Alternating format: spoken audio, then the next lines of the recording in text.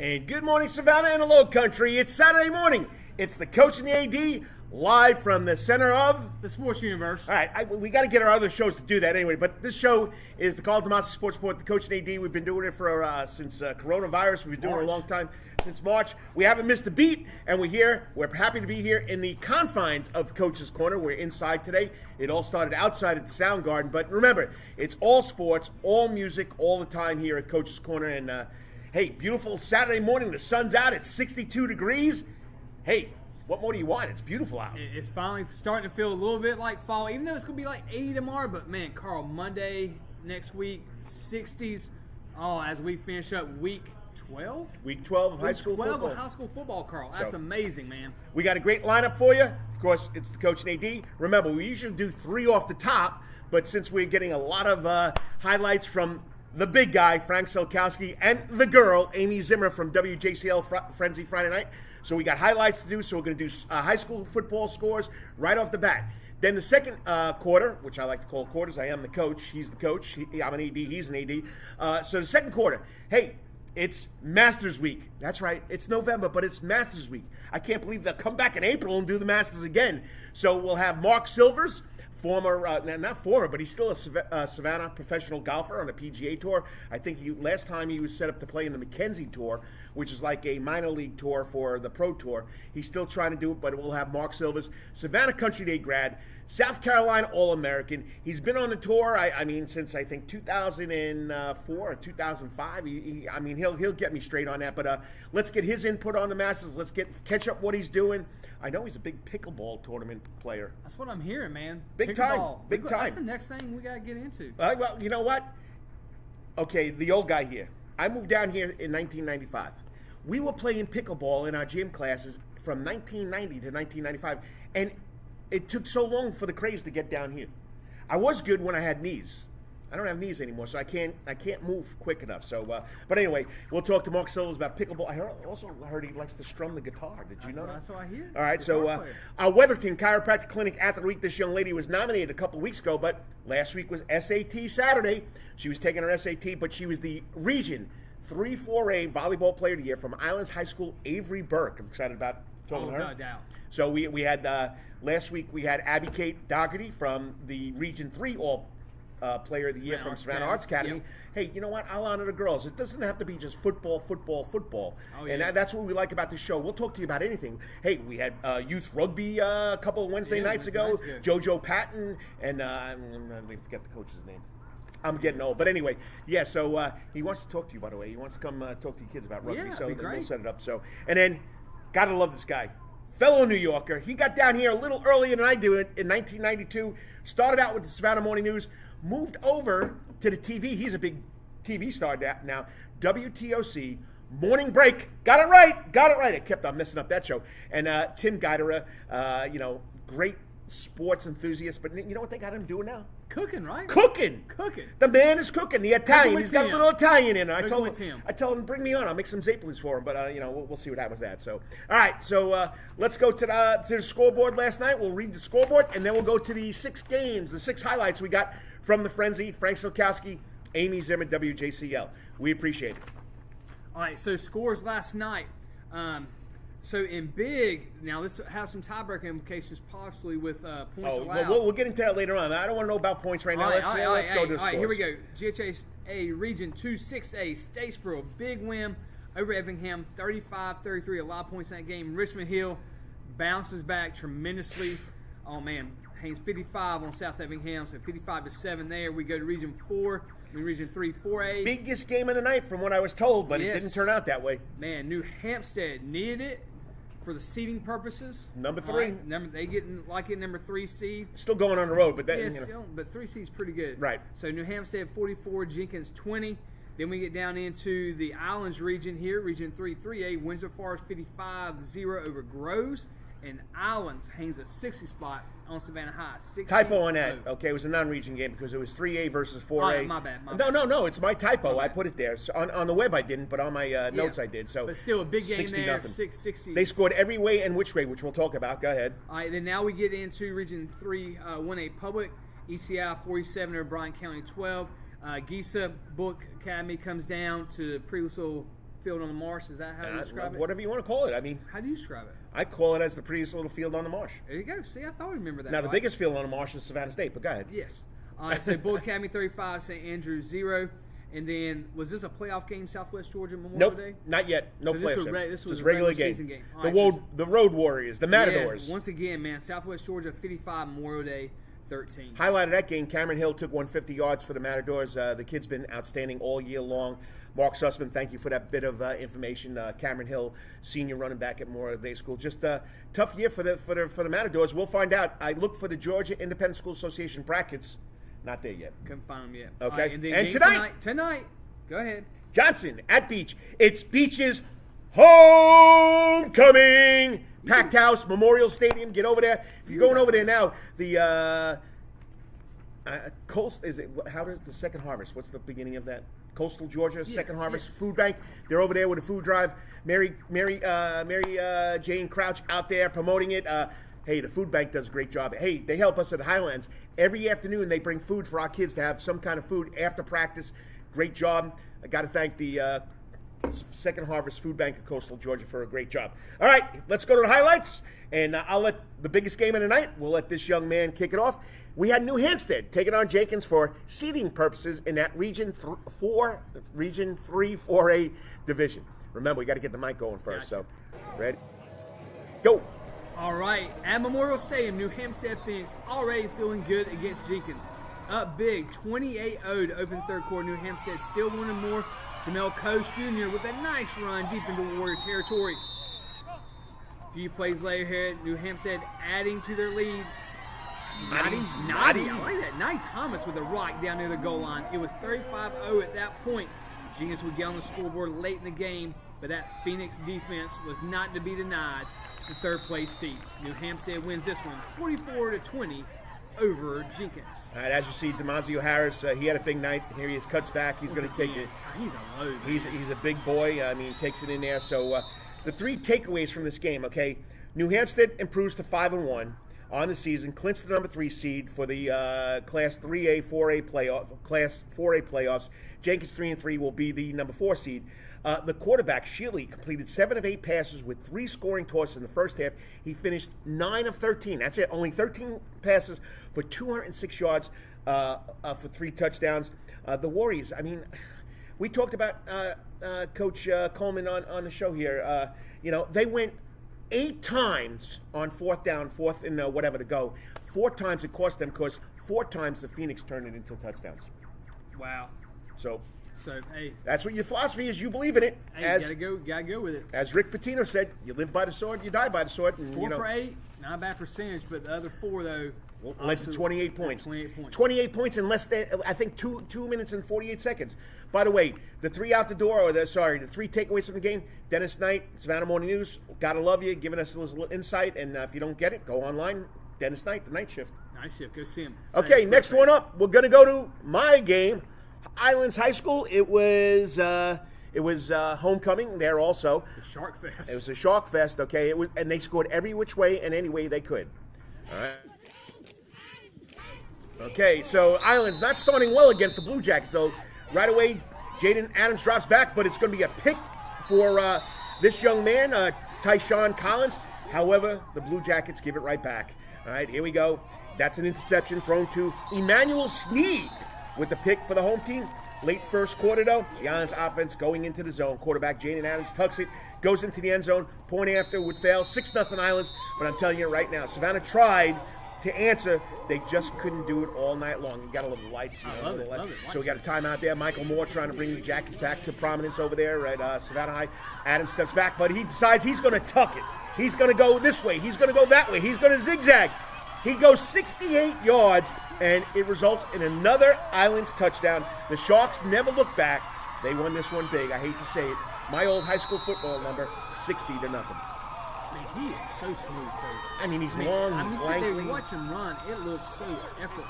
He's the cool breeze of the Sharks, as I like to call it, okay? So 3 takeaways. The Sharks led 18-0 halftime, but really not rolling until the third quarter. Roland Ferguson, only a freshman, takes the opening second-half kickoff, goes 85 yards to a touchdown. Then Cooper Bachman comes back right away with a 32-yard pick six.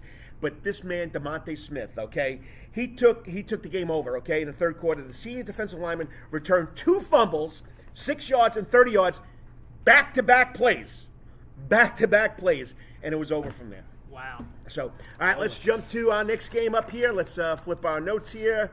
Windsor Forest at Groves. Windsor Forest is on a roll. All right, got to make sure I got the right game here. Ready? Oh, Mr. Griffin. So we are at Garden City Stadium, home of the Groves High School, and hoping to stop the charging visiting Knights. Windsor Forest had other thoughts, so quick pitch and catch out to Dalen Jacobs goes for the touchdown, and the Knights were off to the races. The Defense was also riding fast to the test early. They knocked down the Groves pass and check out the pick by Jamari Foster.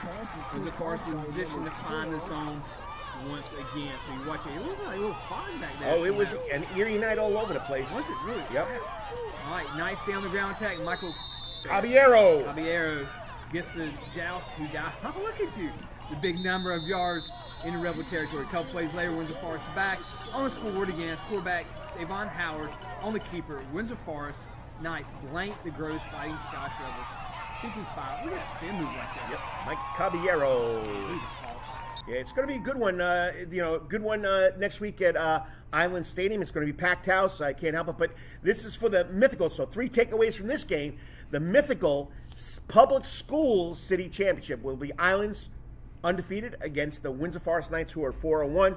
The only loss for the Knights was a 76 loss way back in week one against New Hampstead. Okay, next week the mythical public school championship. All right, so flip the page. Here we go. All right, which one we got up next? Points here. Oh, Effingham at Statesboro. Mr. Buddy Holder is packing it in. Coach Buddy Holder's been there for about 12, 15 years. He's been there a while. There's the man walking the sidelines. The last couple of weeks he does this. The Rebel head coach, Buddy Holder, announced early in the week that he'll be retiring. The Rebels were fired up early. Quarterback Zach Garcia on the keeper. Garcia is going to the house, giving Effingham the early lead in this one, but Statesboro doesn't wait. Andrell Grace answers with the short run for the home team, but again, Effingham rises to the challenge. Garcia had an unbelievable night with the pump fake, and he finds a wide-open rebel, Garrison Klein, downfield, who makes the catch and gets to put Effingham back on top with the TD. All right, but the game went back and forth all night long. Okay, the Blue Devils grabs the lead late in the first half. Quarterback Ames Ratcliffe calls his own number for the score. Well, in the end, Statesboro holds on for a 2-point lead and the win, beating the Rebels 35-33. All right, so for the Blue Devils, they ruined a great night for the quarterback from Effingham. So 3 takeaways. Zach Garcia threw for 351 yards with 4 touchdowns. Wow. Okay, pretty impressive. Effingham County 3-6, 2-3, kept it close throughout. Garcia's 25-yard touchdown pass to Keon Wallace with 2:44 late cut the score to 2, but the Rebels couldn't recover the onside kick. Wallace is only a sophomore, caught 10 passes, that's right, 10, for 193 yards and 3 scores. Pretty impressive for that young man. That's a massive number for Garcia to put up right there. And, Buddy Holder packing it in after a long time. He says he's going to pursue everything. He wants to watch his daughter play high school tennis. Okay, Bullock Academy comes to the prettiest little field on the marsh in Savannah. Littlest, because the biggest is Savannah State in my mind. So we got Bullock Academy at St. Andrews. That is awesome. That is awesome. Friday night, the 13th. Friday the 13th. And 2020. Crazy. Foggy night on the marsh for Friday the 13th game out on Wilmington Island as Bullock Academy came to the marsh to face St. Andrews in a geese-to contest. Gayer stepped off the bus and wasted no time to start the game. The dangerous Rodney Hill gets the ball. He busts up the middle. He is off to races for the early Bullock touchdown. It was 7-0. St. Andrews offense starting slow. Last play of the first quarter, the Lions pass is going to be picked off by Wesley Joyce and returned up to midfield. The Lion defense roars coming out with a big play. Ben Bingley going to strip the ball away from Gator back, and teammate Jaden Gordon jumps on the loose pigskin. But the Lions are unable to do anything with turnover. When the Gators got the ball back, they didn't waste time and go back to work. Hill gets the ball again and goes the outside, and he's not stopped till he's got all the way down Sanders' 5-yard line. Very next play, he'll toast the rock again. This time he's in the end zone for Bullock Academy. Built up a big lead to finish 35-0 on the marsh. Friday the 13th. Look at that fog, man. Yeah, great camera work by the big guy, Frank Solkowski, who's out there. So, once again, 3 takeaways. Bullock Academy has won 6 straight since they got beat pretty bad at that stadium on the corner of 63rd and Paulson. Calvary Day School. They're primed for the Giza playoffs. St. Andrews 2-5-1. Got to get in touch with Doug Dixon. From what I could find out, Giza playoffs won't start until, like everybody else, the weekend after Thanksgiving, November 27th. All right, next up, what do we got there, big guy? We got South Effingham at Richmond Hill. Okay, well, this was not a good one. Well, Richmond Hill was just a little bit fired up coming off that. They lost the baseball game to Glenn the week before, 7-5, but it wasn't. It was football. Turn that mic on. The Wildcats are going to put last week's 7-5 road loss, hosting a winless South Effingham team. Richmond Hill quarterback Tyler hands it off to running back Ashad Robertson. Robertson breaks away from the Mustangs, go up the sideline into the end zone. All right, so Mustangs. Bright spot, Larry Scott trying to get something going, but however, the defense was there. Richmond Hill defensive end, Nathan Vickers, all-world, says not this one. Here we go, Roberson gets the ball. Sorry, check it out. All right, I lost my track here. But anyway, another big play there for the Wildcats. Come on back, that's Roberson, had a great night. All right, here we go. Scott looking to throw the ball. He's going to get caught in the backfield. All right, so Wildcats add more on. Tyler Coleman to Roberson. He breaks right, and see you later. See ya. He could go all the way. And the Wildcats go up 21-0. It's all Richmond Hill in this one. 55-7, the final. 3 takeaways from the game. Running back Ashad Roberson rushed for 204 yards, 4 touchdowns in Richmond Hill's regular season ending 55-7 rout of South Effingham Friday night. It's the 10th game Roberson has topped the 100 yards rushing mark, setting a new school record. The Wildcats finished the regular season 8-2. They have to wait till after Thanksgiving to play in the playoffs. Okay, they have a bye week next week, so then they'll come back and play. So we'll find out who they take on playoff weekend. Yeah, and so it's interesting that it's kind of rare to get a bye week in the last week of the season, but you'll have basically that's good though if you're injured going into it, get healthy. Like I said, state playoffs start the Friday of Thanksgiving week. Yep. So, hey, we'll talk about tiebreakers, Hill. Standings, and all that stuff at the end of the show. But waiting in the green room, the Coach's Corner green room, or waiting in the golf clubhouse, our own Savannah, professional golfer, Savannah Country Day all-world golfer. Hey, he won a state championship when he was at Country Day? Yes, they were really good. They were really good, okay. And in South Carolina, all-world, been on the PGA Tour, the Mackenzie Tour, Latino, I don't know, he's got such a resume, I can't keep up with it. The winner of the Greenbrier break, whatever it was called. Mark, I'm sorry, I'm messing up here, okay? I'm ad-libbing because I'm not reading my notes. But up next, the man himself, Mark Silva. Can't wait to talk to him. Remember, you're listening to the Coach and AD on the Karl DeMasi Sports Report right here on Facebook Live, YouTube Live, Twitter Live, and it's all part of the Coach Corner Sports Network, which is the center of the sports universe. 3 minutes, Mark, and we'll tee you off. 3 minutes. We got to thank our sponsors. We'll be right back with Mark Silvers. It's all sports, all the time. That's Coach's Corner and Thunderbolt. Coach's Corner has been voted the best in Savannah for 20 years running, and it's no wonder why. Sports, live music, delicious and generous portions of pub food, all for our fans. No matter what the season, there's always a reason to check out Coach's Corner. It's always game time at Coach's Corner. Pick your favorite sport, pick your favorite team, and pick a TV, and Coach's Corner is your place. Coach's Corner is always open for lunch, dinner, and now breakfast, Monday through Friday from 6 a.m. to 10:30. But remember, Coach's Corner still has takeout service. John Harrison and Coach's Corner crew has smoked Boston butts, ribs, and chicken on the grill. You can place your order by calling Coach's Corner at 912-352-2933. That's 912-352-2933. As always, make it a night to remember at Coach's Corner. At Calvary Day School, we want our students to be fully equipped and on the cutting edge of academics, making a difference in our world. Your child will grow academically, physically, socially, and spiritually. At Calvary, it is so good to say we are one school with one mission and one vision: faith, academics, excellence, and building champions through Christ. Calvary Day School would consider it a privilege to meet with your family personally. Call Philip Lee, Director of Admissions, at 351-2299. That's 351-2299.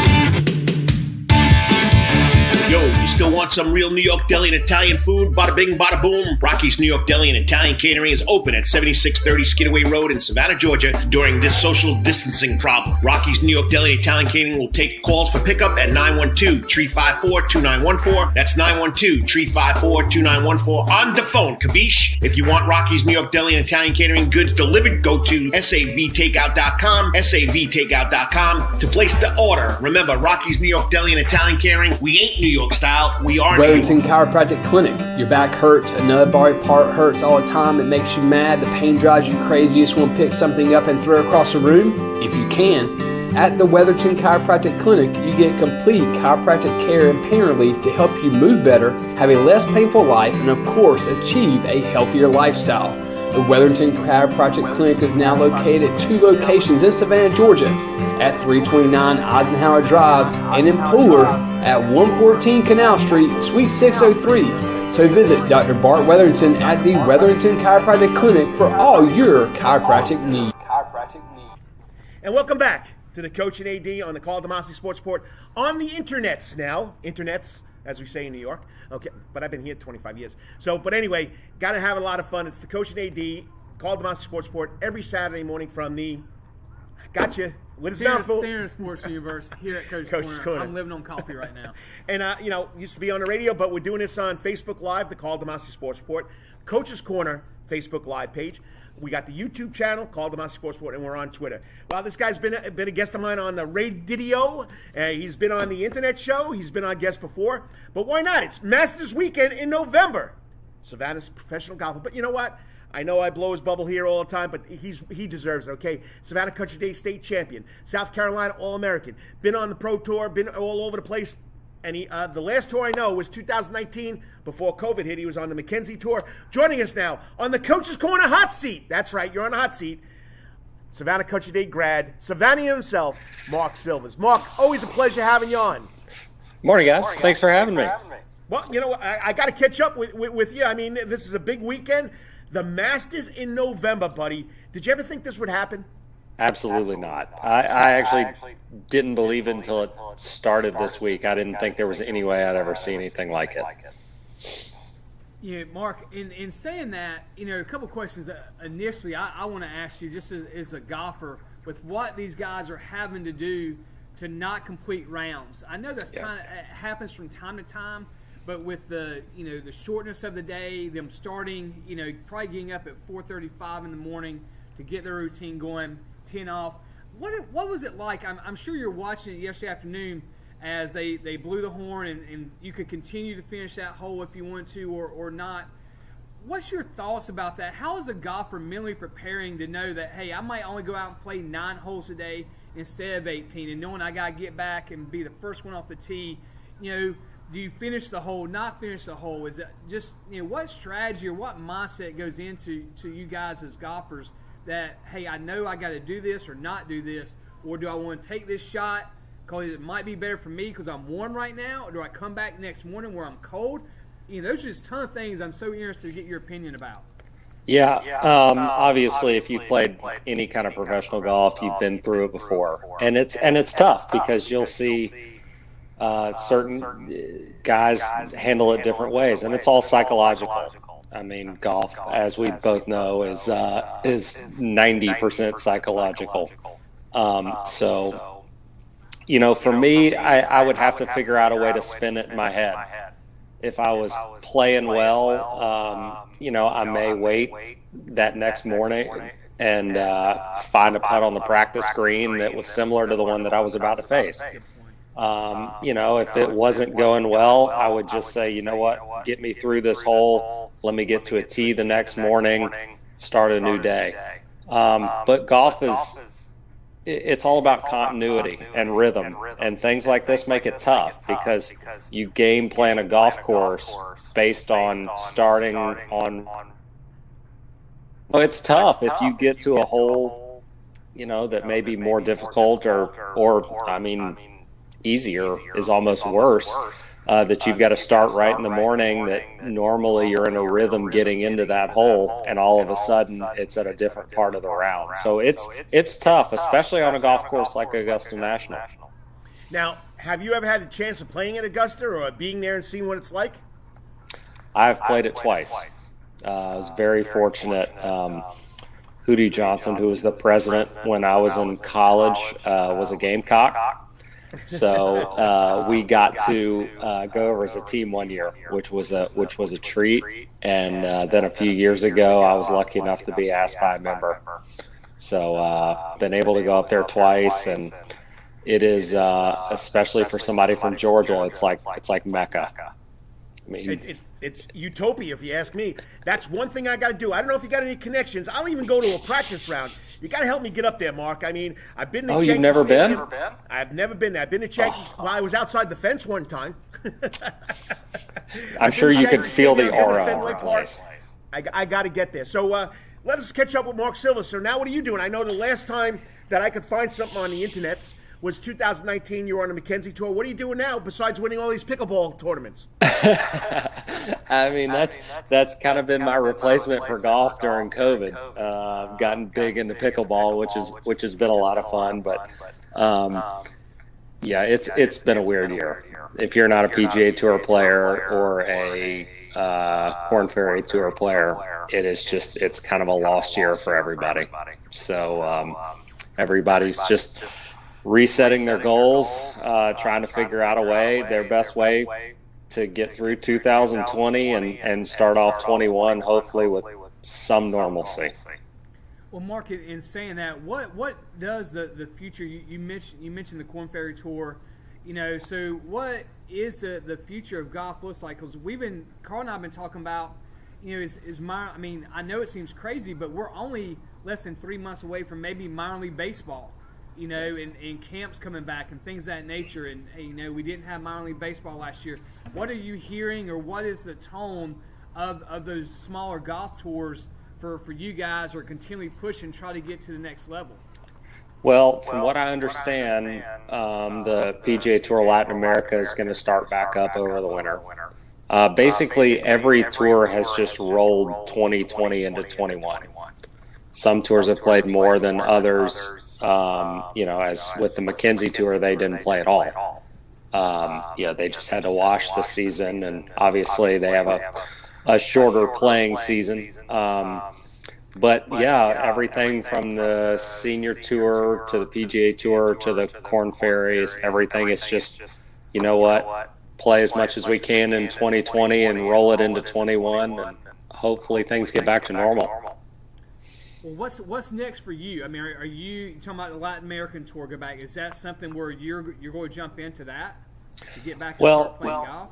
Luckily for me, since I've won on the Mackenzie Tour, I have basically a lifelong membership of some sort. So the status that I had this year will be honored for next year, should I decide to go back up to Canada.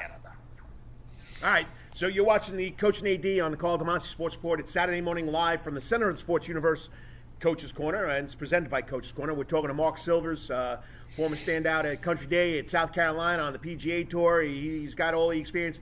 I got a question for you. I'm an avid sports fanatic, so I listen to golf shows. I watch golf shows. I'll stay up till 12 o'clock, 1 o'clock in the morning. How much pressure, just like let's take DeChambeau, how much pressure these media people put on these guys? Well, he's expected to win, and he's not even what they expect him to be, and he takes all this abuse, and everybody's an armchair golfer.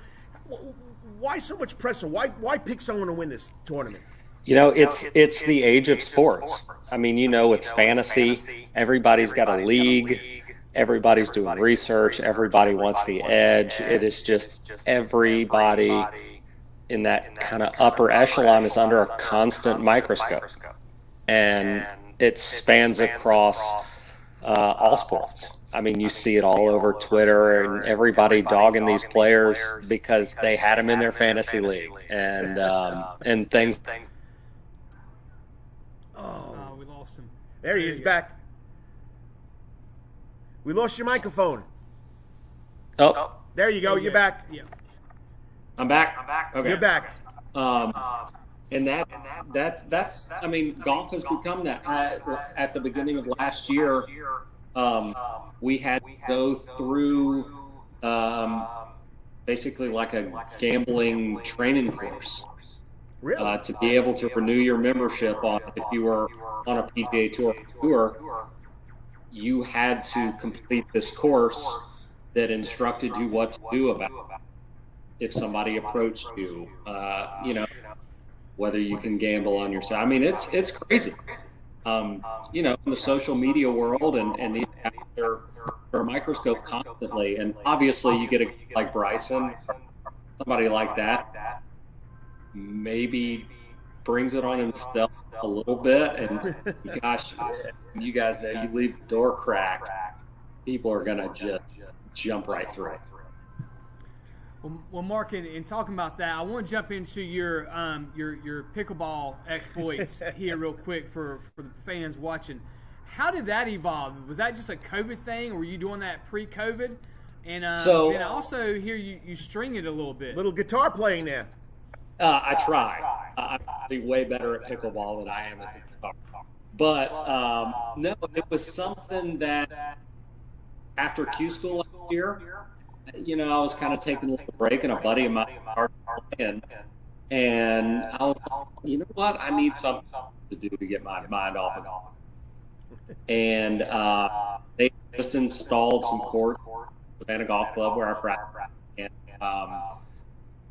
there was a couple of us, you guys around Savannah, that just had been playing for a little while. I played once a week. It was good exercise. And then COVID hit, a lot of people weren't playing golf, a lot of people weren't doing much anything, and we had this giant influx of people that got interested in pickleball. And it does help. Has played professional pickleball, but had some good instruction. But it is amazing. Just since the beginning of COVID, it has quadrupled in the amount of people that I know that have gotten into it. People start playing and get the best. And learning curves really quick. And it's not like I was never a tennis player or anything, but like a tennis where you have to be bad for a while. This you can get decent pretty quick, and it becomes really enjoyable. And then all of a sudden you want to get competitive with it. So I got the bug. So who's your partner in pickleball? I rotate a lot. I played in a tournament. I played my first tournament in Hilton Head a couple of weeks ago with a guy named Scott Wetherington, who was just a tennis player and got introduced to pickleball a few years ago and got hooked. I did, and he's really good. But we have a whole crew that we just rotate around and week and. Now this big tournament scene that all these guys are starting to get into, it really has been fun to watch. All right, last question. Any predictions, any things we should look for in the last two rounds while they're still finishing up the second round? Any predictions that you think Tiger Woods got a shot? Tiger always. Especially at a gun. It doesn't matter. I'll be saying that till the time he's 70 years old. Look at what Bernhard Langer.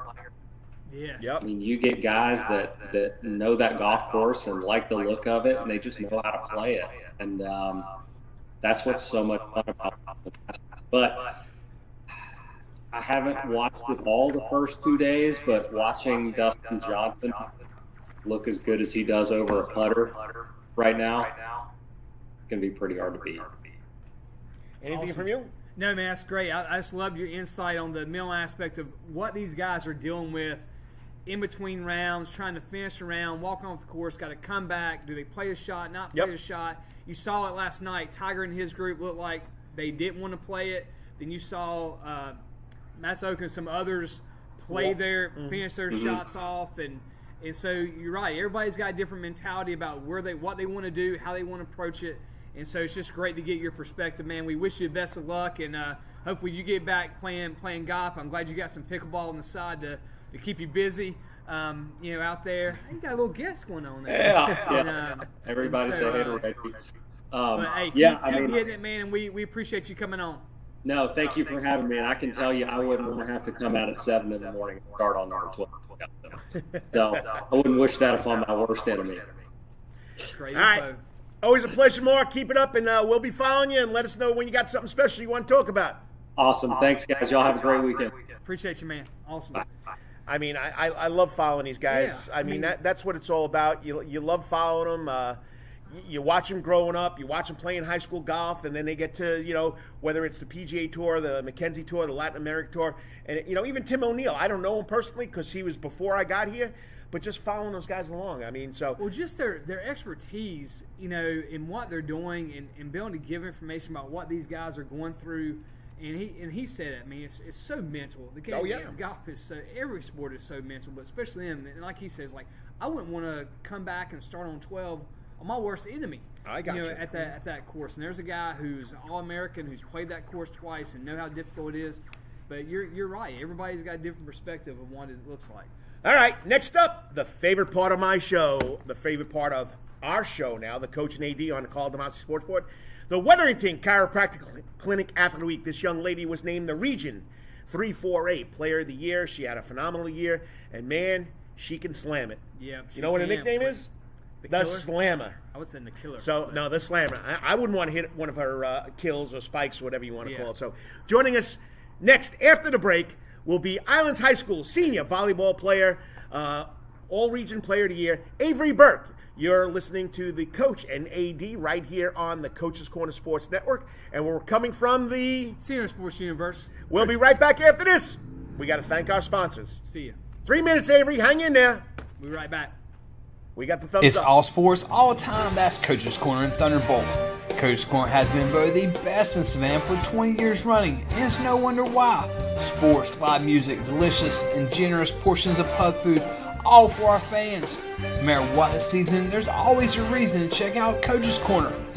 It's always game time at Coach's Corner. Pick your favorite sport, pick your favorite team, and pick a TV, and Coach's Corner is your place. Coach's Corner is always open for lunch, dinner, and now breakfast, Monday through Friday from 6 a.m. to 10:30. But remember, Coach's Corner still has takeout service. John Harrison and Coach's Corner crew has smoked Boston butts, ribs, and chicken on the grill. You can place your order by calling Coach's Corner at 912-352-2933. That's 912-352-2933. As always, make it a night to remember at Coach's Corner. At Calvary Day School, we want our students to be fully equipped and on the cutting edge of academics, making a difference in our world. Your child will grow academically, physically, socially, and spiritually.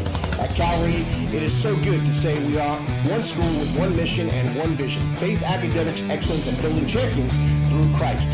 Calvary Day School would consider it a privilege to meet with your family personally. Call Philip Lee, Director of Admissions, at 351-2299. That's 351-2299.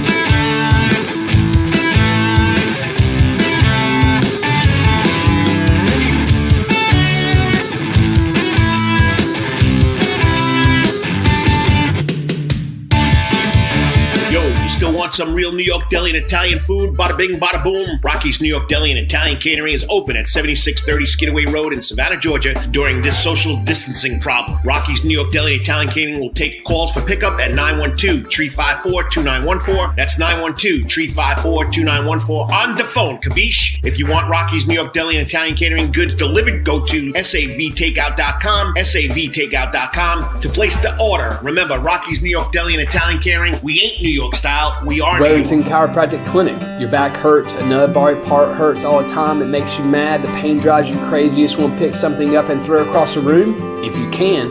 At the Wetherington Chiropractic Clinic, you get complete chiropractic care and pain relief to help you move better, have a less painful life, and of course, achieve a healthier lifestyle. The Wetherington Chiropractic Clinic is now located at 2 locations in Savannah, Georgia, at 329 Eisenhower Drive and in Pooler at 114 Canal Street, Suite 603. So visit Dr. Bart Wetherington at the Wetherington Chiropractic Clinic for all your chiropractic needs. Hey, once again, it's a Saturday morning. We're glad you could join us. It's the coach and the AD and the coach, whatever you want to call us. Just don't call us late for breakfast. We'll get to that at another point. But anyway, it's Karl DeMasi, Chad Griffin, right here from the center of the sports universe, Coach's Corner. It's all part of the Coach's Corner Sports Network. And if you haven't been following the Coach's Corner Sports Network, we got 4 shows now, 3 internet shows, 1 podcast. We got, of course, Rubbin' and Grubbin' every Wednesday night, 6 o'clock, right here from the center of sports universe, talking all NASCAR. Brandon Baines, Dan Foltz, and, of course, the man himself, the brains behind the show, Lawrence Bennett. Then we got, of course, the Coach and AD Wednesday night update and Saturday morning live. We're here talking about all sports, local, and you name it. And then we got the 19th hole. Yes. Okay, every night this week, we've been covering, or they've been covering, the Hurd brothers have been covering the Masters recap. So you got to watch it. It'll be on tonight. Check Coach's Corner Facebook page. It's live. It's funny. You'll enjoy it. Little R-rated, but you know what? A little crazy. Local guys talking about Masters and golf. And then, of course, our own podcast, Hot Grits Podcast with Spencer Maddox and Travis Jordan. All sports from the young guys' perspective of what goes on here in Savannah. Yeah. All right. Wetherington Chiropractic Clinic Athlete of the Week. This young lady had a phenomenal year. She had to sit out last year. I know it broke her heart, but I mean, she came back with a vengeance this year. She was voted the Region 3-4A Player of the Year. I mean, she was nominated for her outstanding accomplishments against Fayette County. She had 18 kills, 17 digs. I mean, she was all over the place. Got Islands to the Elite 8. I mean, just special. Coach Kelly Jeffrey said she's dedicated, she's determined, she's very athletic, and one of the best killers. You call it a killer? Outside hitters that kills? I don't know what you want to call it. Kills is a stat, but she can bring it. Whatever tagline you want to put behind that stat line, she can hit the ball really hard. Bring it, and she can dig it. That's right. Joining us live on the Coach's Corner hot seat, Avery Burke, Senior, Islands High School, the Region 3-4A Player of the Year. Avery, thanks for coming on. Hi, thank you. How's it going? Pretty good. I just before this. Big night last night at Islands, homecoming. You enjoy it? Yeah, it was really fun. It was perfect weather, so it was good. How did you deal with all the fog and the mist? I actually don't know. It was very humid. Yeah, it was very humid. You're very humid. So, great season this year. Your senior year at Islands High School, being voted by the coaches as the Player of the Year. Outstanding. I mean, this all had to start somewhere. I know you came over to Islands last year and you had to wait to play, but when did all this volleyball experience happen for you? At Islands? Or no, just when did you start in general? playing When did you start? Yeah, I dressed it up too much. I started in 6th grade, just middle school volleyball. Tried out for the team. Only 2 girls got on. I was one. Never played volleyball in my life, so it was like kind of a confidence booster just to make it. But I started in 6th grade, just in middle school volleyball. And so you started playing in 6th grade, and obviously you found a love and passion for it.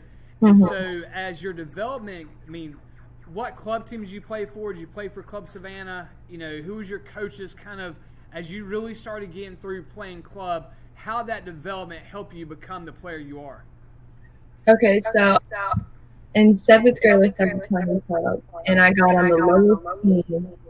And it didn't really affect me because I never was in the volleyball before. So like I'm starting, and I just need to get better. So I didn't really have any friends on the team because everybody was with each other since like 3rd grade club season, and people start at 3rd grade. So I was kind of on my own. So I just looked at the older girls and I like followed them. Like I was always that one girl who never talked, just paid attention to what we were doing, and every practice did something, did everything at 100%, no matter what it was, just so I could get that push to get on the same level as my team, because I was the odd one out, not really playing on the lowest team. So I knew I had to find something in me to get that push and be with my teammates and actually make a difference on my team. And then the next year I got on the top team. So, it was a good mindset for me, and that's what I've been doing all my years playing. So Hard work does pay off, and you worked really hard at it. Now, I just gave you the stats: 18 spikes or kills, 17 digs. I don't know how many aces you had serving. If I had to talk to Coach Decker or your travel ball volleyball coach, what would they say Avery Burke's best volleyball skill is? Probably my court awareness. I really am pretty good at reading at where their arm is, where they're going to hit. So, 17 digs, I can just see where their arm is going, and I just position myself there instead of having to, throw my body out and try to get it. I'm already there, so I can just make the pass. And court awareness also is like in and out balls. I can tell really easily if the ball's in or out, and I think that's just my most best skill right now. Mm-hmm. Yeah, I mean, court awareness is so huge. I would have told you spikes, but she. I think the fact that she, telling from her stats, from the digs and stuff, she's an all-around player. She's not coming off the court, and so those players are rare that play all around, especially in high school. That means they have to have tremendous court awareness. They have to be able to play back row and see things and understand things, from that standpoint.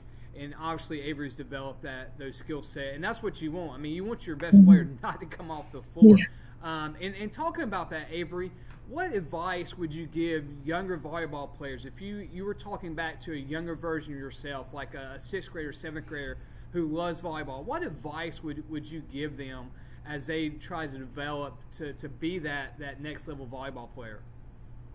I would tell them that it's all in your mental ability, and it doesn't matter how athletic you are, what's your ability. It's all about what's in your head and what are you going to do to motivate yourself to be a better player. And also, even if you're not as good as a player, it's always best to have that positive mindset to support your team, because going through this whole season, I had my mental breaks, and just my teammates supporting me was the best. And the best advice I could give them would probably be, just every single practice, give your 100%. Every single, no matter what you're doing, everything has to be 110% even. It's just that you have to have that mentality, or you're not going to get much better throughout your years. Hey, and you're watching the Coach and AD right here on the Karl DeMasi Sports Report every Saturday morning live from the center of the Sports Universe, Coach's Corner. It's all part of the Coach's Corner Sports Network. We're talking to the Region Player of the Year for Region 3-4A, okay, from Islands High School, Avery Burke. So you just said it. Take every practice, play like it's your last one. What was it like playing through this COVID-19 season? Did you ever think that they were going to pull the rug out of you? You weren't going to play, or did you just take one game at a time? Yeah, I actually, at the beginning of the season, when our games kept getting pushed back, they're like, well, we can't play this time. Let's just do practice. I'm like, wow, we're never going to play. But then we started playing.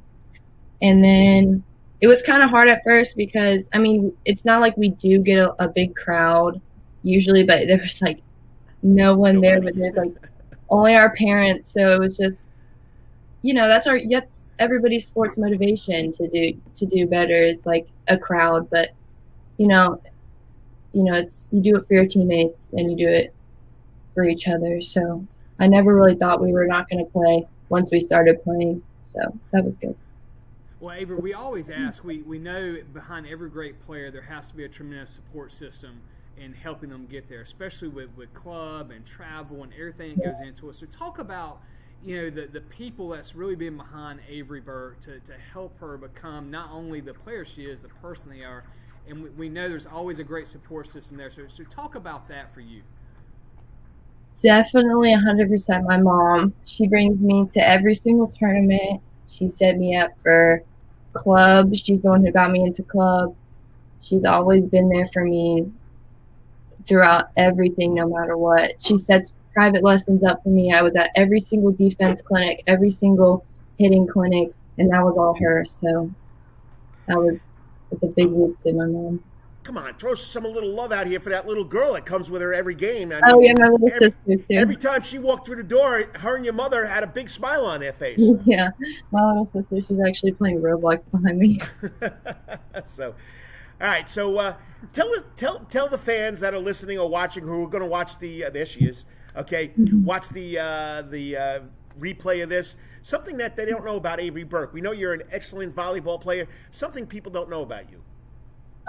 Actually, I guess you could say my athletic ability came from I did strict ballet since I was 2 years old. Wow. Okay. So I was on point shoes since like 3rd grade. My feet are all jacked up. They're all wonky. But I think most of my athletic ability came from dance because I don't know what article I read, but some football players take ballet classes because it helps you get a stronger core, stronger everything. I came into volleyball with just natural strongness. Just had to find the volleyball technique. Well, in talking about that, we talked about your skill set, and we talked about it. So, but what's next for Avery? I mean, is there, I know obviously you got enough talent to play collegiately, and recruiting during COVID. Every senior we've talked to, it's just been a totally different thing with COVID and recruiting. Mm-hmm. So, what's next for Avery? Is it going to play at the next level? Is it just going to college? So, what is next for you? Yeah, I'm actually talking to 3 schools right now. I'm going to go visit. Augusta called me yesterday. Nice. So, yeah, I'm excited about that. And Life University and Weber down in Florida. So I have a couple options. I think I'm going to go with if they offer Augusta because it's just I like being close to home. I love Savannah. So it's a great school. It's in a great conference. The Peach Belt's a great conference there. It is. So tremendous volleyball conference as well. So whenever you get to make that decision, let us know. Let us know. We'll have you back on. I'd love to have you on and let you make that announcement to the world via here. So I got a question for you because I've watched you for the last 2 years walk the halls of Islands High School. Mm-hmm. What's it like been going to Islands High School for someone that comes in, midway through or just before your junior year? Tell us about Islands High School. It's different. I've been to 2 other high schools, so I mean, it's a lot more like kind of feels like a family a little bit more. Nice. Like I feel like I made friends a lot easier at Islands than I did in my past schools, but all I can say is that I listen to a lot more music at Islands, and that makes me really happy. I love music, just walking around the halls with my music. Well, Avery, I mean, it's been, your career, like I said, has some up and downs. You found a home at Islands High School. You've had a tremendous senior year. The fact that you guys got to play, you got to win got to the Elite 8, your region, Player of the Year from that standpoint. Talk about your teammates a little bit here to finish off and what they've meant to you, especially coming into your senior year. They've just, oh my gosh. They're like the biggest troopers ever. I am sometimes a lot to handle on the court just because when I was being taught, I was being coached, it was always like, being yelled at. But they've never experienced that. It's always positive reinforcement. So when I'm on the court, I give stuff a little bit louder than my other coaches would, and they're just troopers for that. They're just one of my biggest supports going through volleyball so far. They're really positive. They help me get through, my mental breaks, and I'm really appreciative of that because that's like my biggest weakness is my head. Like, well, I know one of your big supporters was Isabel Duck. I mean, her speech she gave you on senior night made me almost cry. It was so good. I am not a big crier. I wish I cried, and then I feel bad. It takes a lot for me to cry too. But she really was into it. What you meant to the team and your friends, the school. You've done a great job. All right, now Mom might be listening. What's your career goal after college in volleyball? Oof, that's a big one. I really want to stay in sports. That is my heart, my soul. I love sports. I love everything about it. So I don't know. I think I really wanted to go into athletic training or but I just feel like that's really basic. I want to be something different. I mean, you think coaching's in your future? I mean, you think you would like coaching volleyball and things of that nature? Yeah, I would love that. Yes, I would love coaching, but that's something I would probably do on the side just because it's only, club coach. Oh, actually. You can coach high school. You can coach I college. could coach high school. You know, you coach college. You go to Augusta, all right, play, or wherever you end up, play 4 years, go somewhere, be a GA for 2 years, and get into either coaching college or get your master's, come back and maybe teach and coach in high school and then coach club on the side. I'm playing out your career path right here for you, Avery. Yeah. That was my path. I didn't know really. I knew I wanted to stay in sports, but I didn't know exactly what that looked like. And, you know, as my career went on, things just shaped my path. And you know, staying in college and getting my master's and going and coaching college for a couple of years and landing back in high school, you know, you never know what the plan might be. Yeah, right. Sports, don't get out of it. Don't get out of it. If you love it, don't get out of it. Listen, because you're going to work for the rest of your life. So find something you love to do and do it. Well, Avery, I'm glad you could come on. Congratulations on a great senior year, a great career. Keep it up, and hopefully in January when everybody comes back, we could talk to each other, and even though I'll see you at the football games, and be proud. Now, remember, when you choose your college, don't tell anybody. Just tell Mom. We want you to come on and tell everybody. Okay.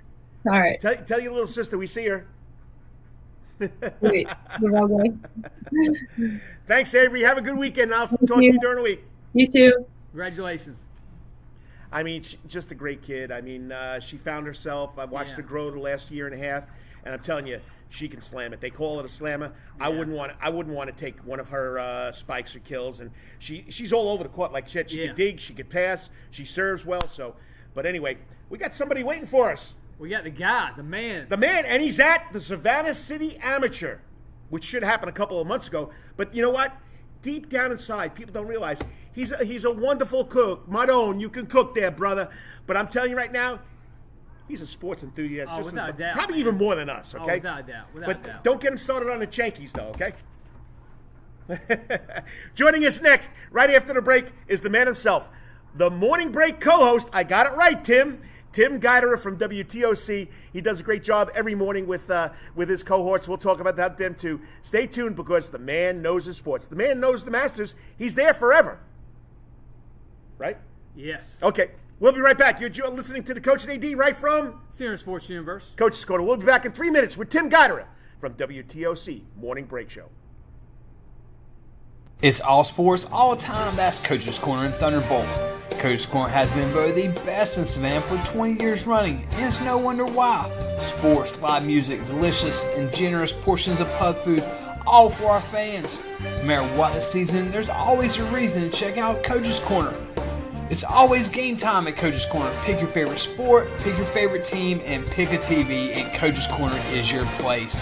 Coach's Corner is always open for lunch, dinner, and now breakfast, Monday through Friday from 6 a.m. to 10:30. But remember, Coach's Corner still has takeout service. John Harrison and Coach's Corner crew has smoked Boston butts, ribs, and chicken on the grill. You can place your order by calling Coach's Corner at 912-352-2933. That's 912-352-2933. As always, make it a night to remember at Coach's Corner. At Calvary Day School, we want our students to be fully equipped and on the cutting edge of academics, making a difference in our world. Your child will grow academically, physically, socially, and spiritually. At Calvary, it is so good to say we are one school with one mission and one vision: faith, academics, excellence, and building champions through Christ. Calvary Day School would consider it a privilege to meet with your family personally. Call Philip Lee, Director of Admissions, at 351-2299. That's 351-2299.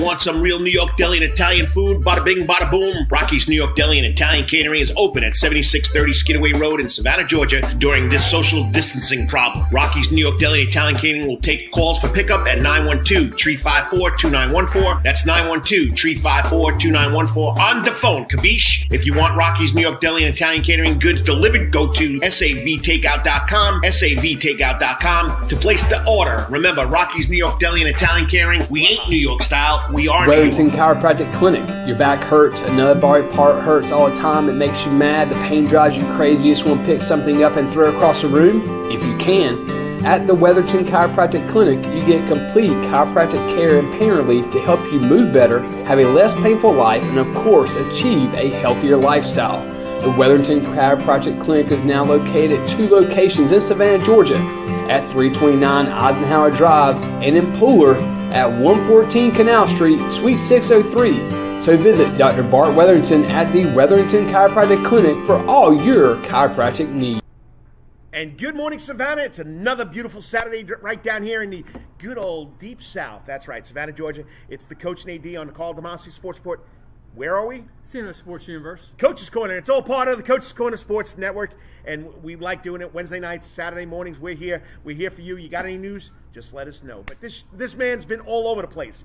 He got here by a way of somewhere in 1992. He found a lovely Southern lady, and you know what? He hasn't left the place. I don't blame him. I've been here since 02 as well, and this place kind of 92. I know. But this place kind of gets you, man. When you get here, it's hard to get away. He's been at the Savannah Morning News. Great sports reporter. Great editor, writing editorials. But he made the shift. He went from the paper to the TV, and now, besides being a reporter, he's a co-host of a show. He's also a nice guy that knows how to cook, and they're using him on that. But I guess they had to find something for him to do during COVID-19. But you know what? Kabish, this man can cook, okay? Joining us on the Coach's Corner hot seat. I like the hot seat, don't you? I like it, man. Tim Guidera. Tim, always a pleasure. Hey, good morning, guys. How are you? Beautiful Saturday morning. So I was in my car for a minute, but I figured I'd come out here to the driving range at Bacon Park, give you a little bit of live from the Savannah City Amateur Championship. How's that? That looks great, man. So tell us about it. So how many people were out there? You're covering the City Am for everybody, and obviously it got moved as well. So what's it like out there, and who's the expectation of maybe can lead the field? You know, we've got a lot of good golfers in this city, and quite a few of them are in this tournament. Danny Nelson, of course, Jack Hall, Walter Hagen, Trip Coggins, Trey Kent, some of the guys who you kind of expect to be around the lead. Those were the fellows I was out following. Both John Skeetis's second and third are playing together. And it's just a great event. It's the city championship, really, but it's also part of a circuit of tournaments that get played in our region every year. The Skeetis Cup, as a matter of fact. And there's a champion of that, but then there's a champion of each individual tournament. And I played in this for years. It's really a fun event to be able to get out and test yourself against not only the golf course, but some of the best players in our city. And I think they limited the field this year because everything is limited because of COVID.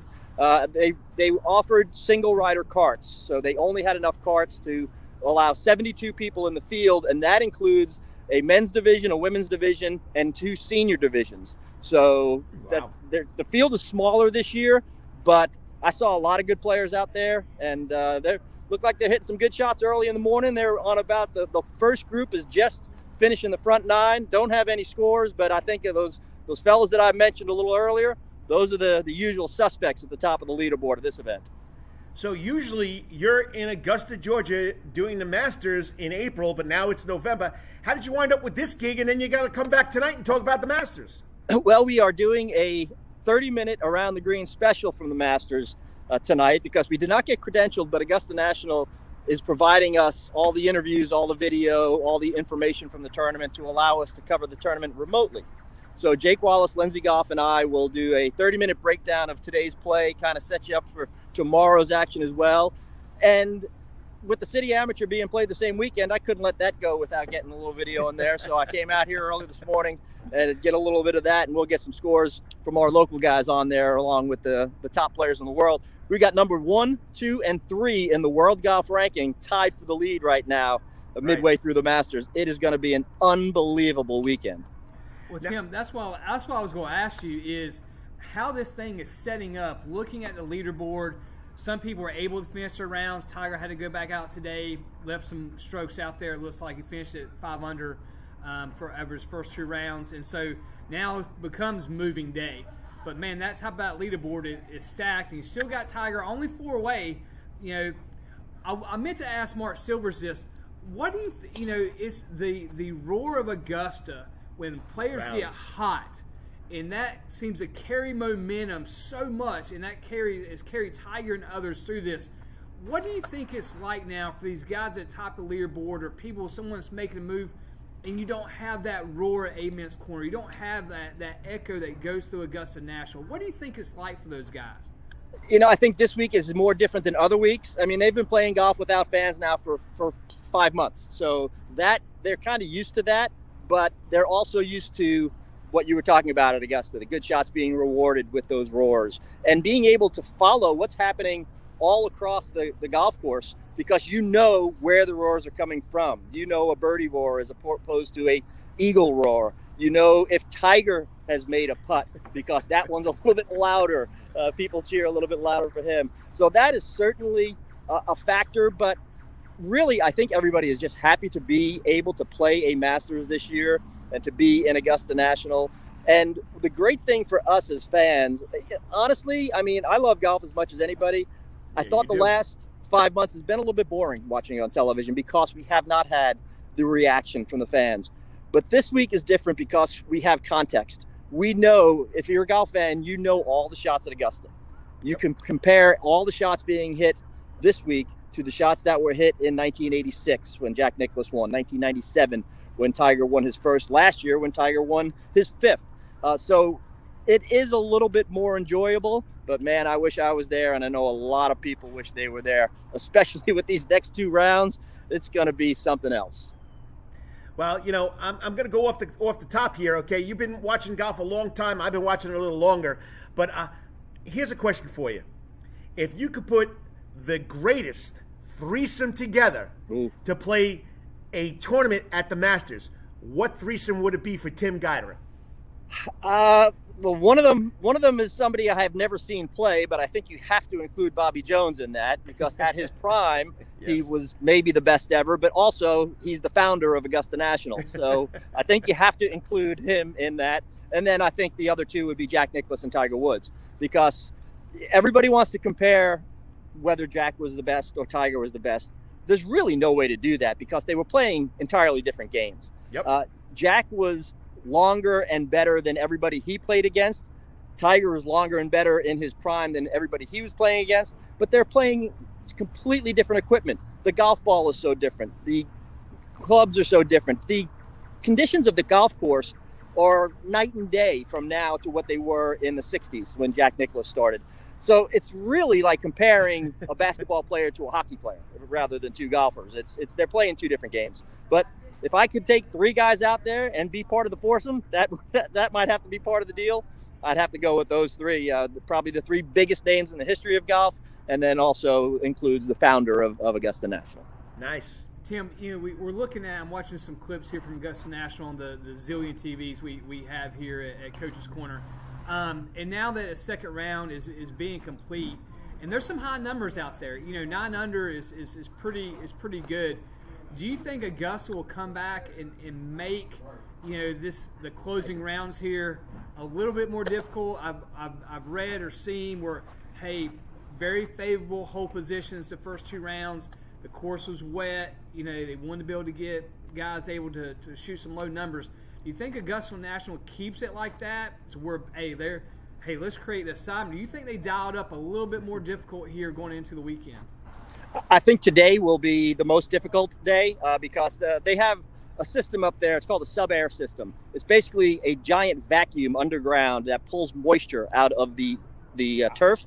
And so they're going to get those greens harder. They're not going to get them firm like they have them sometimes at the Masters, but they're going to be harder than they were the first 2 days.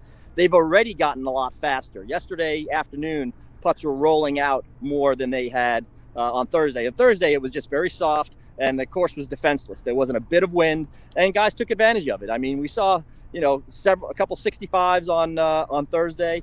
the scoring seemed to slow down a little bit. We did have a couple of guys go low, but we didn't have 50 guys go low like we did the day before. But today, this afternoon, they'll get that golf course the way they want it. The pins will be tucked on Saturday. But then on Sunday, they're going to put those pins in the traditional Sunday places where everybody knows they are, where you can feed the ball down on 16 and get it close. 13 will be 13 and 15 actually will have inviting pin placements so guys can try to get it in there close and make eagle. Because that's what the Masters is all about. Those last 9 holes on Sunday, they have to be exciting, and they will be. I mean, we probably won't see too many 65s today unless it stays real soft. But then tomorrow we'll see some, maybe we'll see some 32s on the back 9 and some jockeying of that leaderboard coming down the last couple hours, which are going to be earlier than usual this year. They're starting early tomorrow so they can get off air for the NFL. They're going to finish the final round probably around 2:30 and then go off air at 3 o'clock. Well, I'm sorry though. Augusta National's not going to cut away for the Bills-Dolphins game. You know what I'm saying? Like, there's no way. Yes, there's no way they're going to cut away to go to. You think is that possible? Like, if it goes longer, do you think they'd actually cut out the Masters for Bills-Dolphins? I'm just teams up because that's typically what plays on the AFC.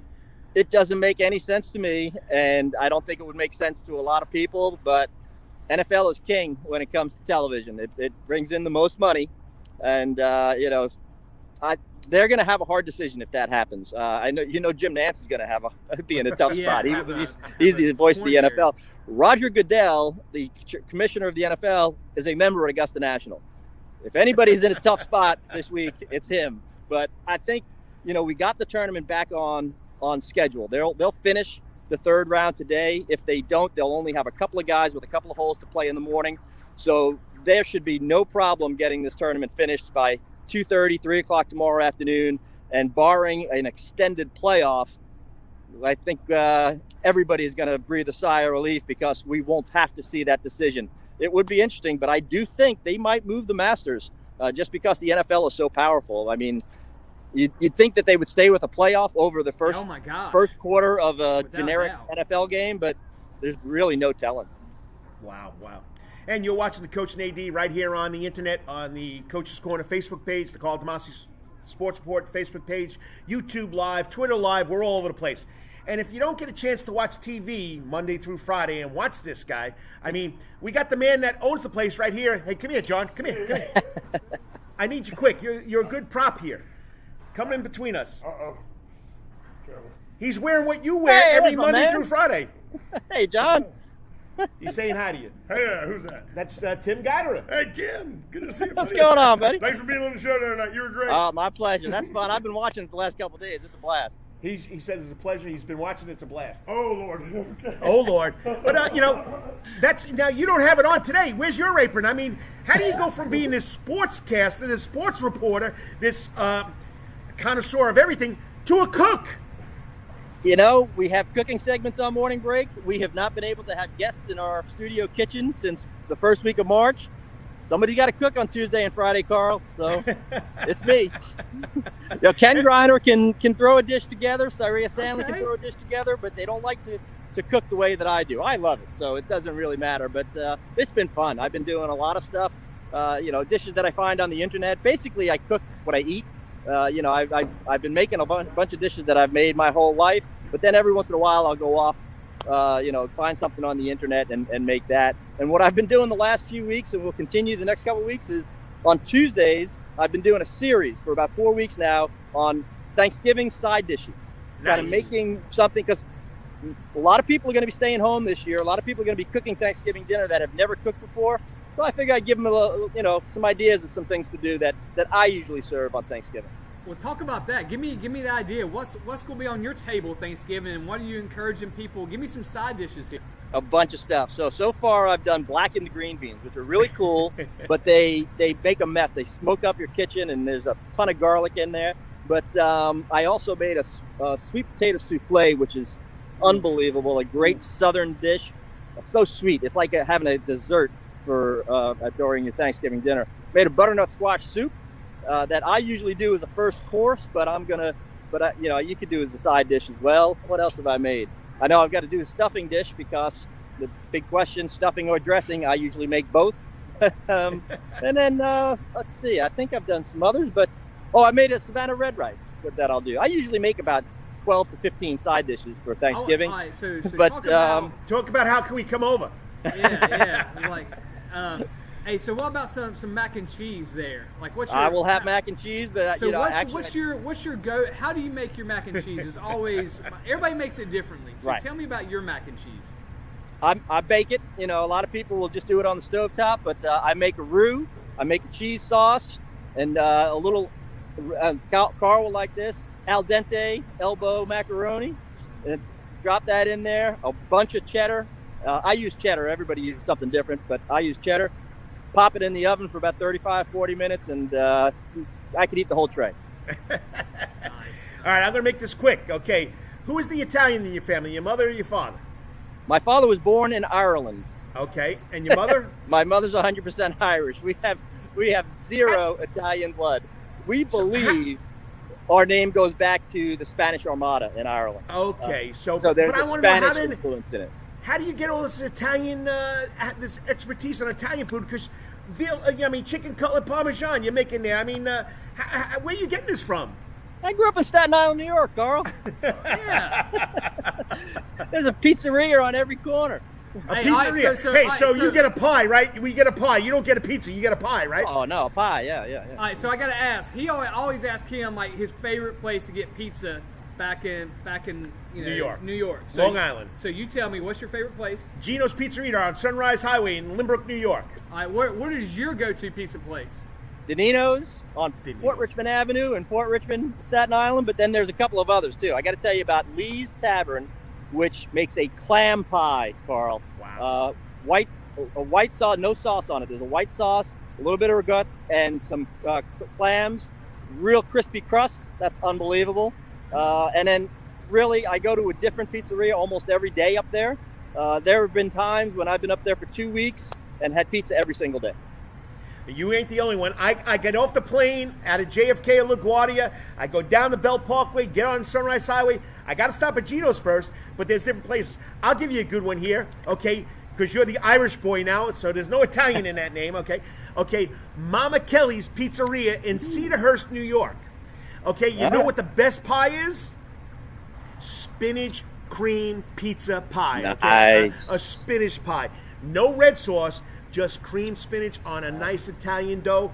I used to ride my bike 10 miles a day during the summer to go get some, but yeah, we can go on with this just like the Yankees, but we go there. All right, Danino's does a broccoli rabe and sausage. That's great.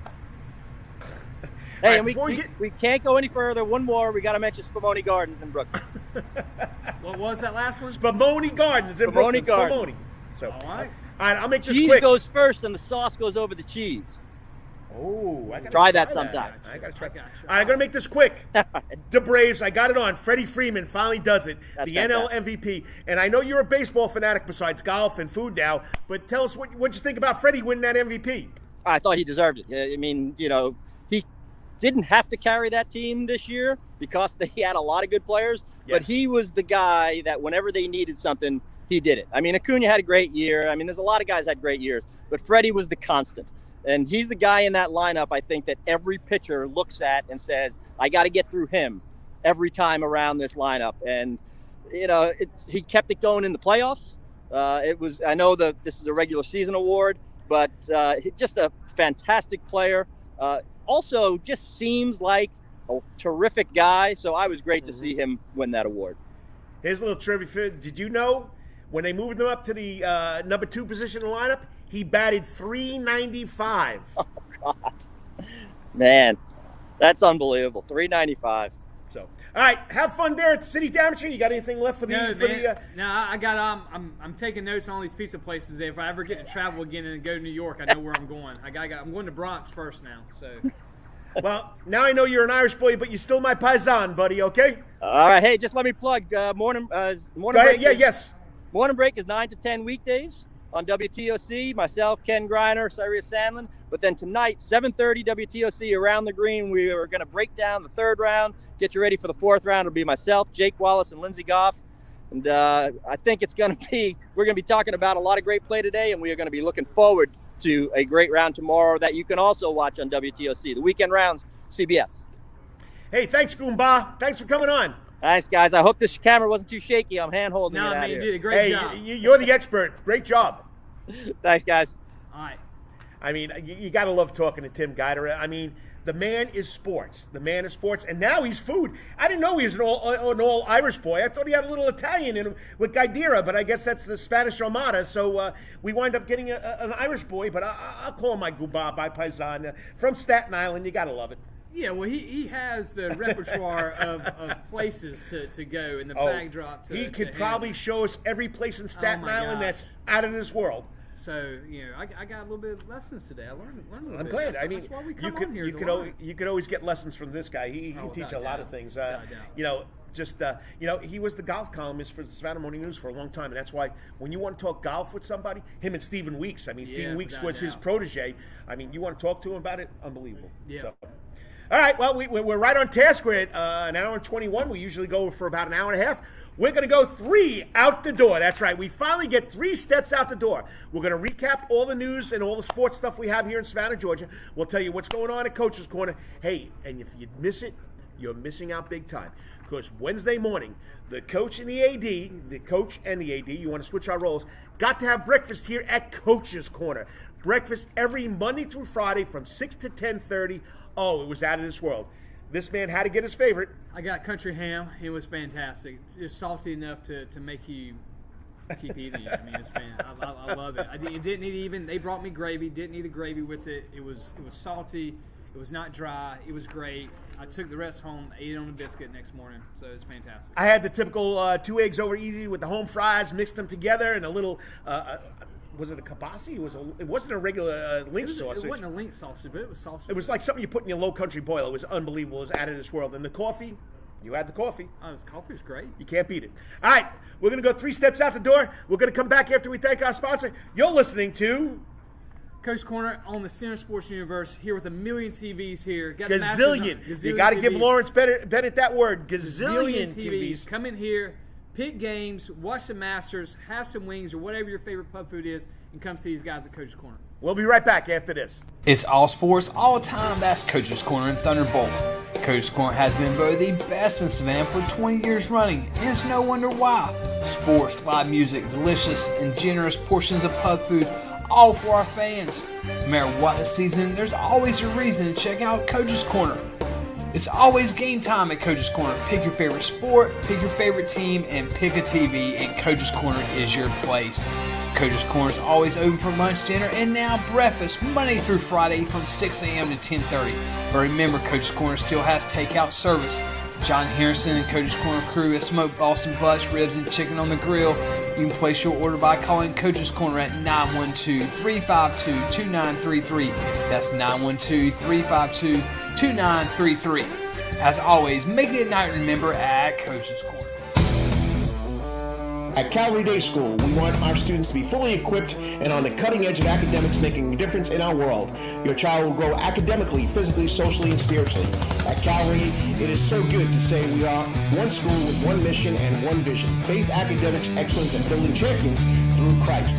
Calvary Day School would consider it a privilege to meet with your family personally.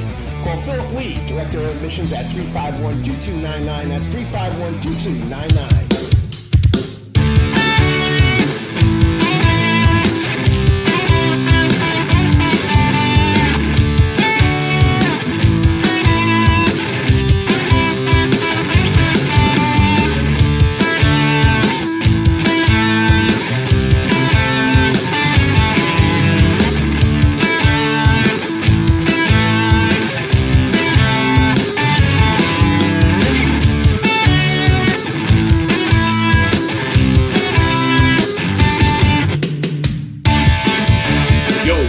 Some real New York deli and Italian food? Bada bing, bada boom. Rocky's New York Deli and Italian Catering is open at 7630 Skidaway Road in Savannah, Georgia during this social distancing problem. Rocky's New York Deli and Italian Catering will take calls for pickup at 912-354-2914. That's 912-354-2914 on the phone, capiche? If you want Rocky's New York Deli and Italian Catering goods delivered, go to savtakeout.com, savtakeout.com to place the order. Remember, Rocky's New York Deli and Italian Catering, we ain't New York style, we We are Wetherington Chiropractic Clinic. Your back hurts, another body part hurts all the time. It makes you mad. The pain drives you crazy. You just want to pick something up and throw it across the room? If you can. At the Wetherington Chiropractic Clinic, you get complete chiropractic care and pain relief to help you move better, have a less painful life, and of course, achieve a healthier lifestyle.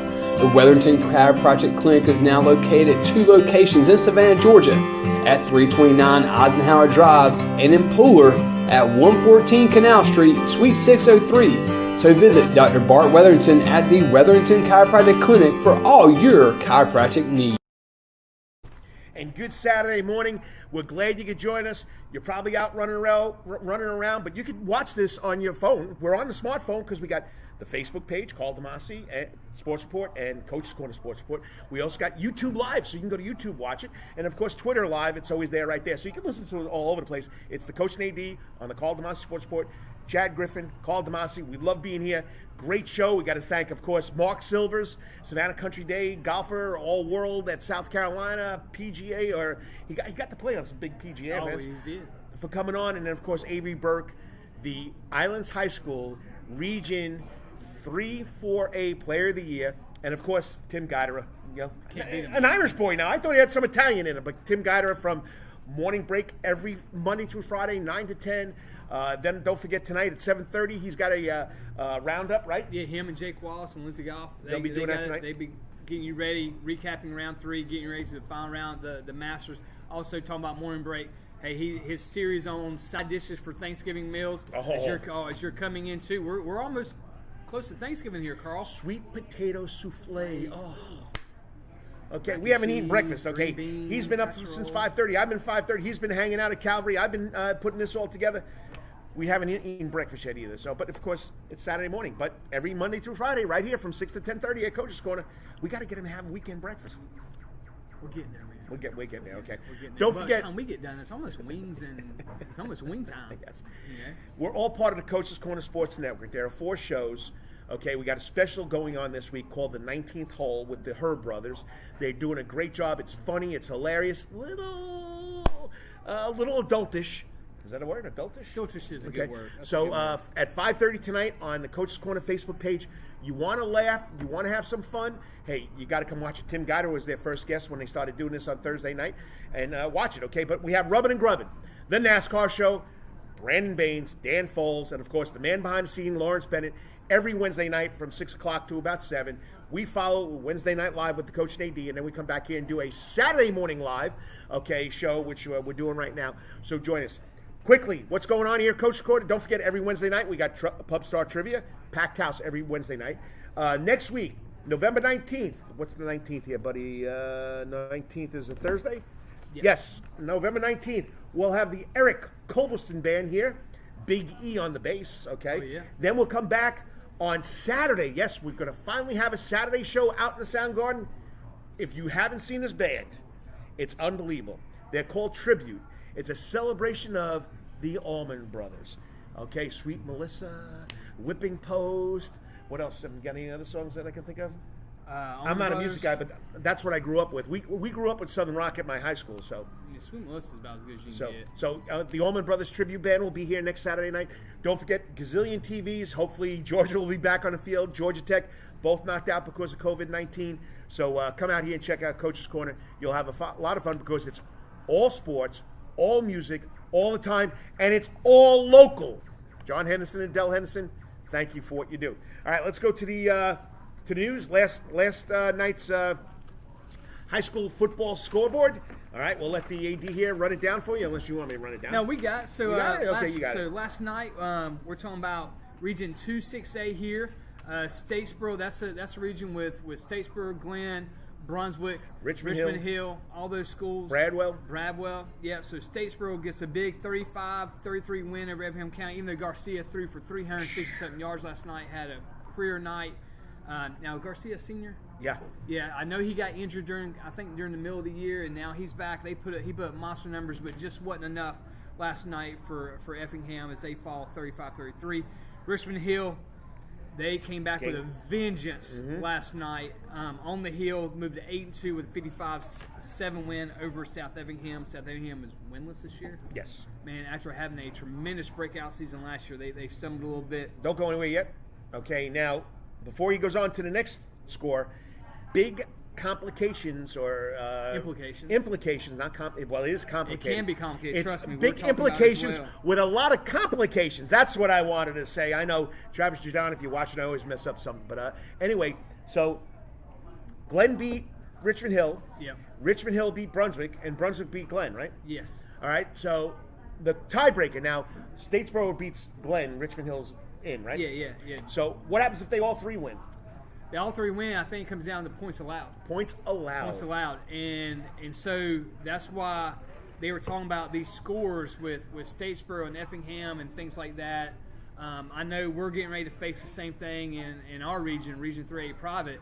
Region 3A Private, the Black and Blue Division, they had the week off. We had the week off, so us, Christian Country Day, Aquinas, we were kind of debating all week about points allowed as well, and was there a cap on it or not? Because you were trying to prevent teams from running up the scores or not being able to get your younger kids in. So we're not totally finished with how we're going to interpret that. So big implications there. Region 3, 4A, all right. New Hampstead, Jenkins, New Hampstead 44, Jenkins 20 there. Windsor, big win over Groves, 55-0. Island 60-0 over. So next week, Windsor and Islands will play for the city mythical public school. City championship. No, it's not city championship. You don't include you guys. I'm sorry. I got to be honest with you, people. I've been here for 25 years, and we always have the mythical city champion. But if everybody doesn't play everybody, okay, the Italians coming in with their hands are going. If everybody doesn't play everybody, how could you have a mythical city championship? Now, public schools. But they don't play each other every year, and we still have a public school city champion. We still have a quarterback club city champion. But if Benedictine doesn't play everybody, if Calvary doesn't play everybody, if Christian doesn't play everybody, Country they don't play everybody, and we got so many teams here. How could you come up with a mythical? This one's going to be real because they played each other. Yeah. Okay, so it's not mythical; it's a real deal. It's a real deal. So Windsor and Islands next week at Savannah Chatham County Public School, Island Stadium. There we go. And that game will have to be at 6:30? Probably 6:30 Probably kickoff. 6:30. I won't be there. I'll be coaching basketball. Yeah, a little round ball. A little round ball. All right, so Region 3A 1A Public, ECI, big win over Bryan County, 47-12. Geisa, Bull Academy comes down to Pretty Little Field on the Marsh there at St. Andrews, 35-0. Southwest Georgia takes care of Memorial Day. Road Warriors once again, 55-13 there. Then Johnson and Beach tonight at Memorial Day. It is homecoming. I can't do that near as well as this guy does. Just give me a microphone. I could be a good stadium announcer. 7 p.m. there tonight. Right. Talking about Second Harvest that's going on right now. So go by, drop off some goods, help Second Harvest Food Bank from there. All right. Cross country, got to give these two kids a shout out. Kendall Lyons, female cross country runner, Savannah Christian. She had the best time out of any runner from this area in the state. Okay. She's a junior. She ran the course at 20 minutes and 8 seconds. All right, Lions had the best time of any local girl. South Effingham boys, did you get this one here? Only a freshman, Tyler Phillips, finished 4th individually in the 6A classification. He ran it in 16 minutes and 51 seconds. That means 3 other runners had better times than him. 16 minutes to run that course. Talented. Listen, I'm here to tell you. So, kid from Landmark ran it in a 15:40. 3.1 miles in 15:40. First mile was 4:38. Mark Cameron, if you're running. Can't run half a mile. Can you tell us how that can happen, Mark Cameron, if you're watching? Okay. Running all right. fast. Step 2. All right, that was step 1 because this is usually we got 3 steps off the top and 3 steps out the door. Step 2 is the college sports. Once again, Georgia Tech canceled against Pittsburgh. Georgia canceled against Missouri, and there are like 12 other games, Division I big games. Big SEC games. Canceled. Alabama and LSU canceled. COVID is making a tear through the college football world right now. There's big implications talking about, hey, if teams don't play enough games, talking about bowl games, all this stuff. It is so week to week now. And Carl and I we can get into talking about how that's disrupting. I can tell you that Cobb County up in Atlanta is suspended winter sports to start with this week. State of Utah. They suspended it. Suspended it. Okay. Suspended. Not canceled, suspended yet. And so that's kind of, where we're at. So, all right, Atlanta Braves, Freddie Freeman, finally, well-deserving NL MVP there. He was off the charts. He was first and second. He was the glue of the team. Listen, when everybody that fell around him, injuries throughout the year, he dealt with COVID before the season, but all the injuries went around him, pitching staff, everything. He was the glue that held that team together, and well-deserved. If there should be no asterisk whatsoever, except that he won the MVP in a year that's probably the most trying year of most Major League Baseball's career. Okay, and you know what? Freddie Freeman, well job. It's the MV Freeman. That's right. That's what we call Freeman. Most Valuable Free Man, won the Most Valuable Player award in the NL. Pro football. Hey, the Falcons, they fired a coach. Get some W's. Can't, 3 out of the last 4 they've won, okay? They beat Denver last week. They were up big time. I thought they were going to blow it, but they wound up winning 34-27. So they're off this week. They'll be back against the Saints in NOLA, right? Yeah, NOLA. New Orleans, Louisiana, at 1 p.m. Golf, locally this weekend. You saw him live on the scene for the Karl DeMasi Sports Report for the coach and AD, Tim Guidera, at the Savannah City Championship and the City Amateur Championship. And there's a lot of players out there. 72 is the limit because you only have one person in each cart. Yep. So, okay, PGA Golf, Brian Harmon at the Houston Open last week finished tied for 27, didn't make the Masters. But believe it or not, he's 44th on the FedEx Cup, so he'll be in there for the championship. Yeah, that'd be awesome. 96th in the overall world ranking. PGA, our old man. Sorry, Gene, you're younger than me. You're not an old man. Okay, Gene Sowers at the Charles Schwab Championship last week. He finished tied for 13th. 7 under. You shoot 7 under. You don't win the freaking thing? Hey, man, you think about who's on that tour now. I know. You got some younger guys on that tour. I think Phil, when his first senior tour event, he won it by 10 strokes or something. All right, and then, of course, soccer. Savannah Clovers last weekend played their last home match at Memorial Stadium against Charleston United. They lost 2-1. Their last match today is against Combine Football Club at 2:30 p.m. Where that is, I don't know. Savannah Bananas today. Fansgiving. So, you want to go out there? Well, I think it's sold out, isn't it? Yeah, sold out. It's sold out. So, you can watch it but online. You can talk about where they're taking the tour. Oh, where are they taking the tour? That's right. The Savannah Bananas is taking Bananas Baseball. 5 cities that were finalists. And they chose Mobile, Alabama. They're taking it to the Hank, named after Hank Aaron, okay? Nice. So they'll be on the road. I don't have the date for you, but once again, Jesse Cole and the whole group over there does an unbelievable job. All right, here we go. 3 steps out the door. It's the coach grilling the AD, okay? Now, we got the Masters. We talked about the greens. I didn't know they had a vacuum underneath it. Yeah, it's pretty insane that they can. That's why the course, even with all the rain and everything, just it sucks all that water down all through it, and it stays in pristine condition. It's unbelievable. All right, so if you had to replace all the grass in the world, and this man has one of the top surfaces over there at Specialty Sports Complex, replace grass with any other surface, what would it be? Replace grass? We're at the Masters. It all depends on the grass and the greens, and well, if you want to skim some balls off the water. Yeah. If you had to replace grass, what would you replace it with? For us, it's got to be turf. But I'm telling you, they're making turf now, where it's about as good and looks good and plays just like natural glass. And then the infield they're putting in, it's getting softer. It's getting easier on the legs. And back in the day, the old turf was like basically it was. Concrete. I played on it underneath it. Concrete with a carpet with no padding. It was terrible. Terrible. All right. So I just had my question. We talked to Tim Guidera. Yeah. Morning break co-host. Now he's doing food specials on Tuesdays and Fridays. If there was one thing that the AD would refuse to share, what would it be? Food-wise? Let's go just food. Yeah. Refuse to share. Sweet potato souffle. No, those are all big shareable items there. I think I tell you what I refuse to share, and my kids got, I gave them one slice. All right, so my mom used to make for my birthday. So my wife makes me now for my birthday. She makes me a Milky Way cake. Nice. It's about 10 Milky Ways melted, put into the cake batter, and it's made like a pound cake. And then you take another 10 Milky Ways and you make the icing of the cake. And I eat a slice a day. Basically for my birthday month. I let my kids have a slice. All right, the first night we have it, and then I eat it's during soccer season, so I'm always getting home late. So that's basically my dinner. I take a slice of Milky Way cake, I put it in the microwave, a glass of milk, and that's my dinner for the month of March, typically. Wow. And I refuse to share it. I've only given one friend a slice of that in my time that I've had it. All right, and now, it's coming up, Thanksgiving. We got Thanksgiving at Grayson. At Grayson, okay. I don't know if I've asked you this before, but if you had to create one holiday, okay, what holiday would you create for everybody?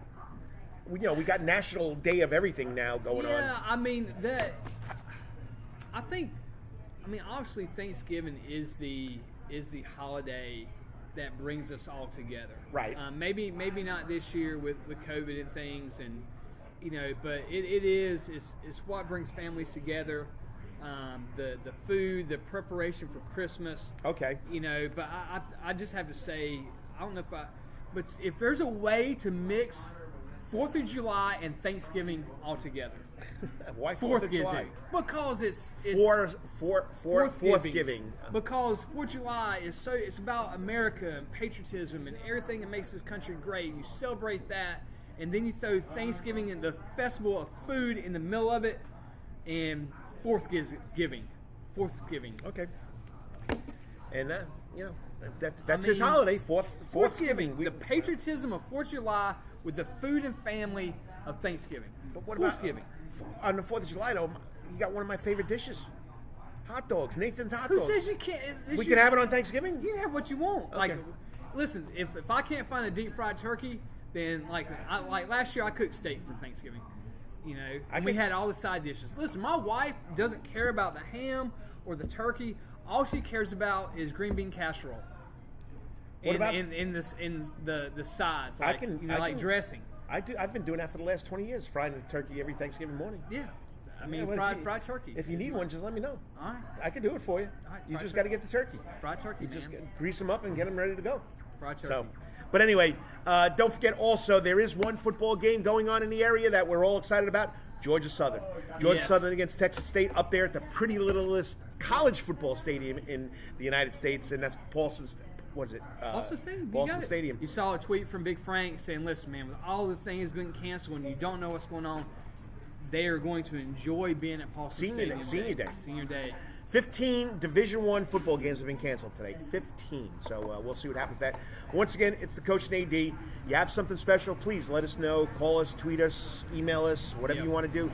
Facebook us, and we'd love to talk about it. You got a kid that you think deserves being in the Wetherington Chiropractic Clinic after the week. Believe me, we don't want to pick them. We want you to pick them. Let us know.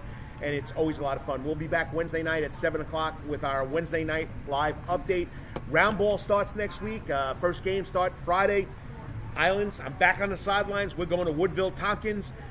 Coach Lenny Williams and his team. And then Saturday we get to play St. Andrews. So we'll go back. So we're back in. But it's going to, I'm going to be at the basketball game. We're going to say what's going on with the football game. So it's going to be tough. It's going to be tough. But, hey, Flag football. Lady Cavs pick up a big win against Richmond Hill in the pouring rain. Yes. The other night, won 16-0. So Tuesday night, what time? We play 6:30 versus Effingham at Special Sports Complex. And so come out and watch the Girls of Fall turn into winter as we get ready to play here. So, hey, if we get a win here, we'll sit in 2-0-2 in the region.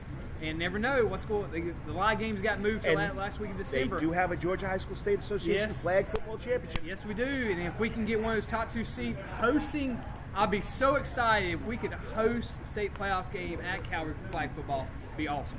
So, other than that, remember, every Wednesday night from 7 to about 7:30 and every Saturday morning live from about 9 to about 10:30, you can listen to the Coach and AD on the Karl DeMasi Sports Report on the Karl DeMasi Sports Report Facebook page, Coach's Corner's Facebook page, YouTube channel, and, of course, Twitter Live. Remember, it's right here at Coach's Corner, the Center of Sports Universe. It's all local, all music, all sports, all the time. All the time. So enjoy the rest of your weekend. Whatever you may be doing, hit it out of the park. Until next week, may it be your greatest or your best week ever. Fall temperatures are coming.